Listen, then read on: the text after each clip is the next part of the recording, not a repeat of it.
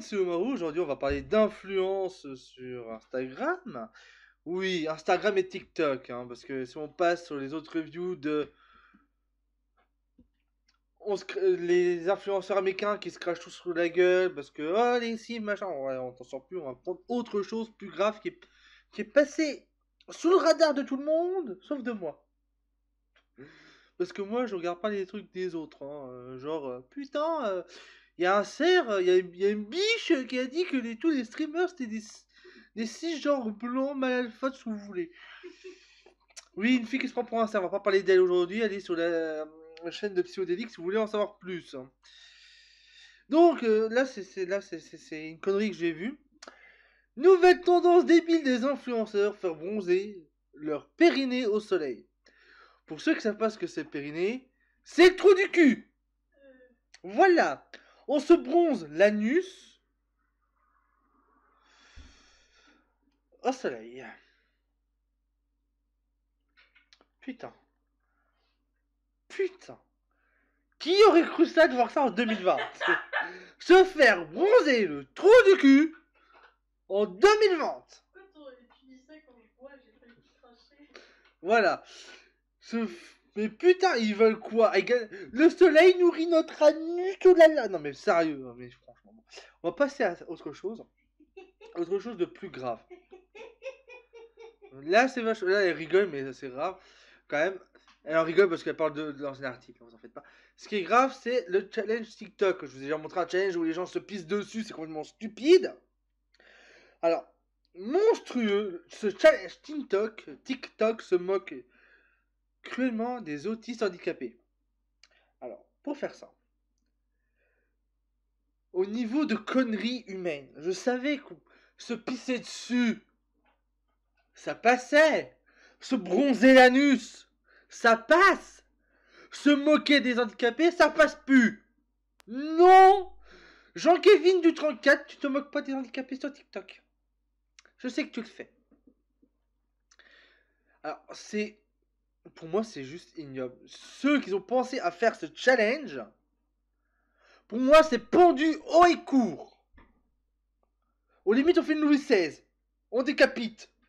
On coupe la tête. Comme ça, on est tranquille. Alors, Internet est à la fois merveilleux et horrible. Si les réseaux sociaux permettent parfois de belles initiatives voir le jour, c'est le cas souvent, on montre les belles initiatives au jour, mais les mauvaises, non.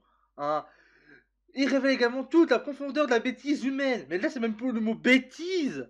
Bêtise, c'est encore trop gentil. C'est être con.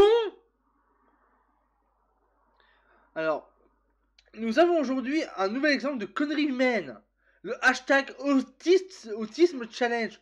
Quand je dis autisme challenge, je sais pas, c'est peut-être mettre un autiste en avant qui fait de belles choses. Ah non, non. L'application TikTok voit naître toutes sortes de défis étranges qui deviennent parfois viraux, hein, comme le challenge Jiraya. Hein. Certains sont drôles, d'autres complètement débiles, comme le fait de se filmer en train de suriner dessus. Et d'autres foncièrement méchants, mais là c'est foncièrement con. Certaines personnes ont l'air de penser que de se moquer de personnes handicapées atteintes d'autisme est une tendance super cool. Ainsi, le hashtag Autisme Challenge a vu le jour et consiste à danser sur une chanson téléchargée par l'utilisateur Zayana Slig, tout en faisant des gestes de main en se moquant des personnes handicapées.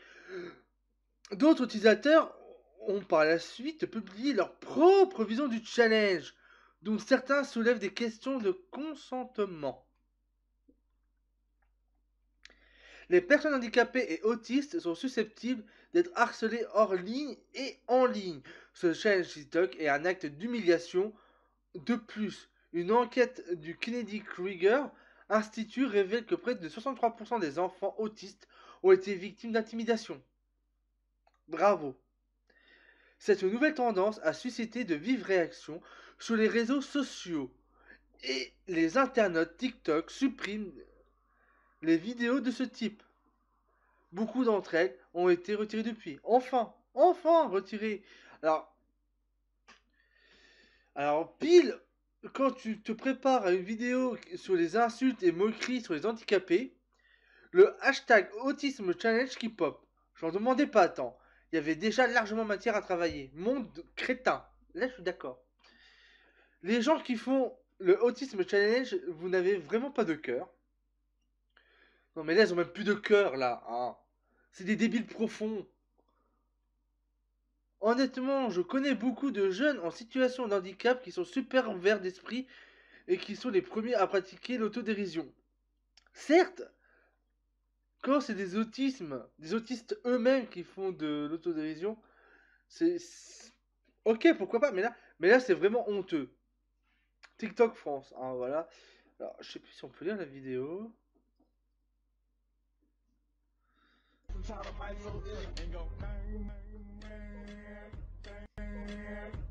Alors, j'ai envie de dire, ça a dû apparaître aux États-Unis, ça, c'est une connerie encore, hein, naturellement, hein. America Great Again, hein, comme on dit, mais c'est plus America Great Again, hein. C'est America Cheers Again. À ce point-là. Alors, il y a un autre site, hein, c'est Reclaim, qui en parle plus. Donc, TikTok supprime les vidéos des utilisateurs qui participent au défi de l'autisme après les appels des associations caritatives pour handicapés.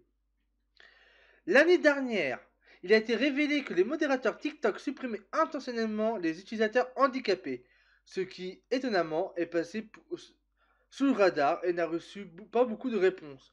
Le cas échéant, des associations caricatives, des groupes de soutien pour personnes handicapées.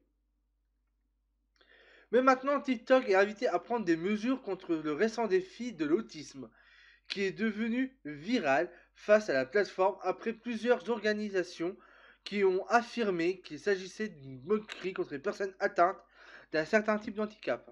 Alors, ça a seulement le popé dans ma tête, mais supprimerait intentionnellement les utilisateurs handicapés. Alors là, TikTok, vous êtes con. D'où une personne atteinte d'handicap n'a pas le droit d'aller sur TikTok, faire des vidéos. Ça peut, c'est peut-être de l'autodérision, c'est peut-être un moyen de sentir mieux. Là, c'est d'être con. Et la deuxième chose, bah c'est bien de supprimer les vidéos, hein, mais avant qu'elles soient vues, quoi. C'est intéressant, mais bon. Depuis le 13 mai, une nouvelle tendance est apparue sur TikTok et est appelée défi autisme, qui, comme son nom indique, consiste à se moquer de différents troubles de l'autisme à travers de vidéos faisant de mouvements incohérents ou dansant d'une manière que une personne autiste serait. La popularité du défi a augmenté au point que différentes organisations de défense des droits des personnes autistes sont exprimées furieusement que TikTok n'ait pas supprimé le contenu qui est interdit aux utilisateurs qui est interdit des utilisateurs qui y participent. Pour moi, ça serait un ban. Il y a des choses ok, TikTok c'est bien, on peut faire des vidéos, c'est amusant. Mais il y a des choses qu'on peut pas faire. Sur YouTube, on se serait fait instaban. À part Julien Chiez, lui qui imite des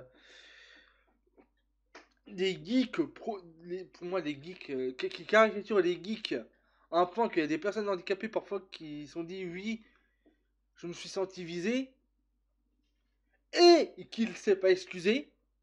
Du moins, j'ai pas encore vu d'excuses publiques de Monsieur Julien Chiez et de Madame Carole Cartel. Pour moi, ce serait un ban def. Pour moi, ça serait obligatoirement le ban définitif. T'as joué au con, tu assumes.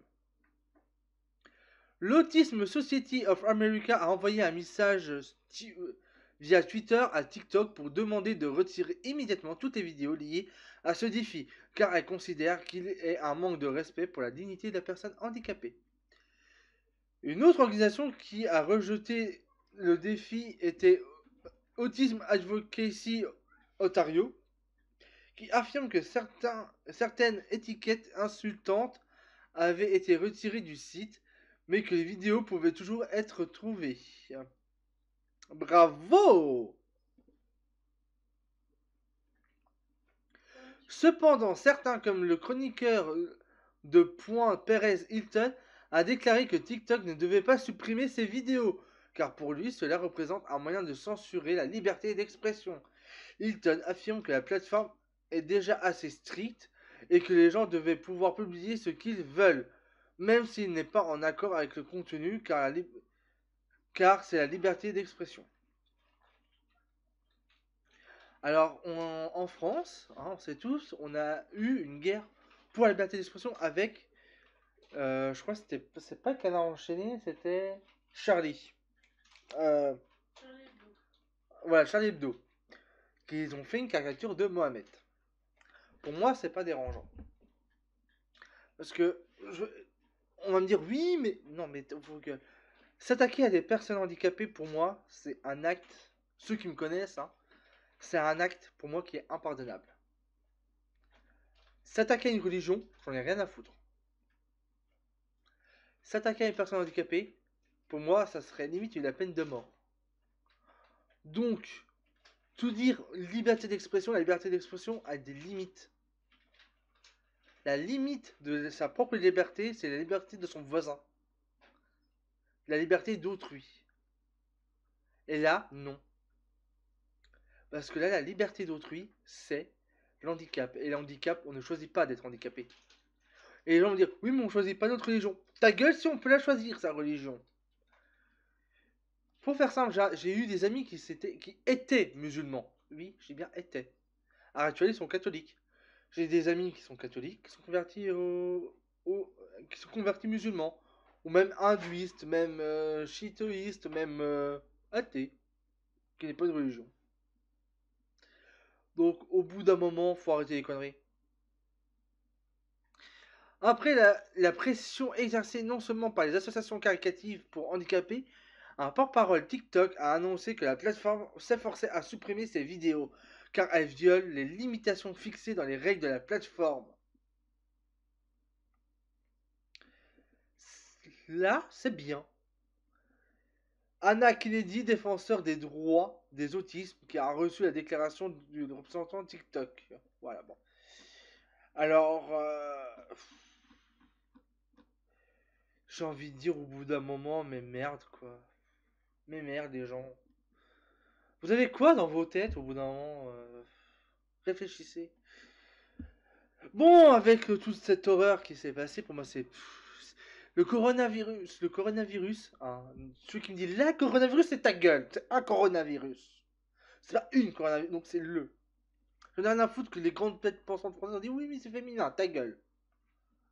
Le Covid, la Covid, ça va pas. Pour moi, c'est la Covid chier, quoi. Alors, une nouvelle parmi cette.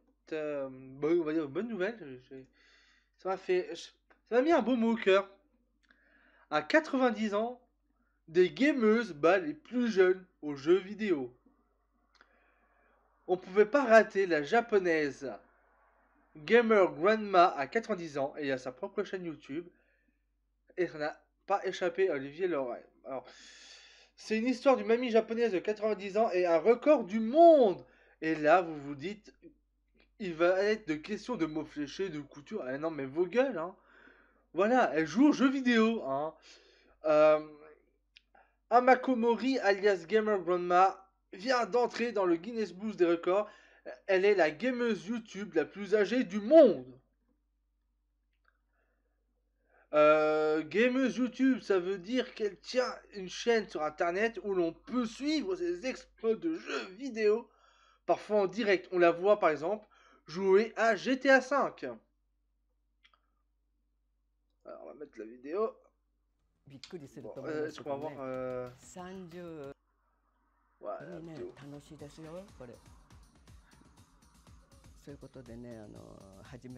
Sérieux, pour une grand-mère là, elle est en mode ouais, je m'en bats les couilles de la route, frère. Non, sérieux, c'est bien quoi, j'ai envie de dire. Bah, c'est bien, il y a une petite installation, tout, c'est très très bien. Elle joue à Fortnite, hein.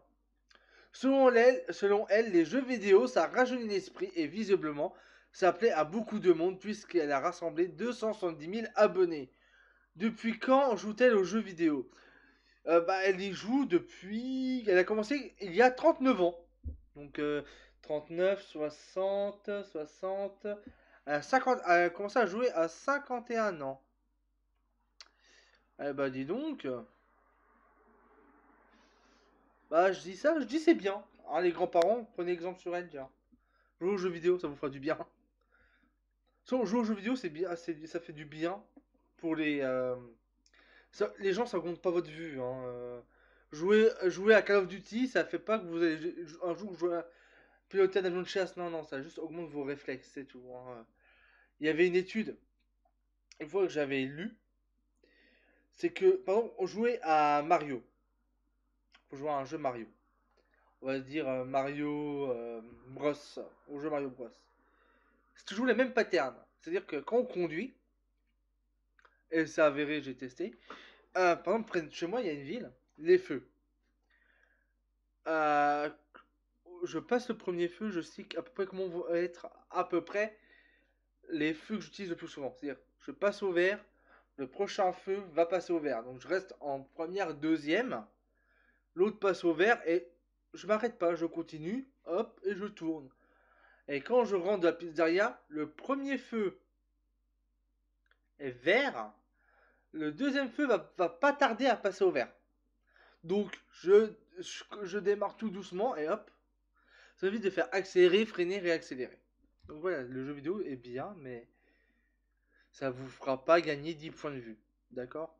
Faut arrêter quoi. Donc les gens, sur ce, je vais vous laisser. Si ça vous a plu, mettez un pouce bleu, pas plus un pouce rouge naturellement. Mettez commentaires, ça aide au référencement, la petite cloche aussi, pour voir quand je ferai des vidéos.